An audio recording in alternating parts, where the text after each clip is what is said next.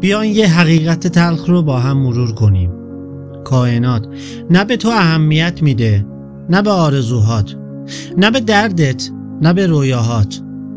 کائنات نه مهربونه، نه ظالم، نه قهرمان زندگی توه، نه دشمن قصه هات. کائنات فقط قانونمنده، یه سیستم بزرگ، دقیق و بی‌طرف.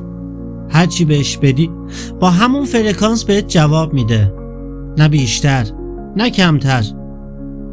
اگه تو درونت پر از ناامیدیه، دنیا هم پر از بنبست میشه. اگه هر روز با ذهنی پر از شکایت بیدار میشی، کائنات هم همون حجم از نارضایتی رو بهت پس میده. تو هر چقدر هم دعا کنی، قرب بزنی، آرزو کنی، تا وقتی خودت عوض نشی هیچ چیز بیرون تکون نمیخوره. چون این دنیا با احساسات تو کار نداره، با انرژی تو کار داره و انرژی هیچ وقت دروغ نمیگه. پس اگه دلت میخواد دنیا بهت اهمیت بده، اول تو باید به خودت اهمیت بدی. باید آگاه بشی، باید بدونی که هیچ کس نجاتت نمیده جز خودت. و کائنات اون فقط یه آینه است، بی حس، بی رحم، اما دقیق.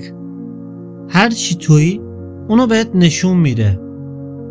پایان قصه اینه: کائنات به زندگیت اهمیت نمیده تا وقتی تو به خودت اهمیت ندی.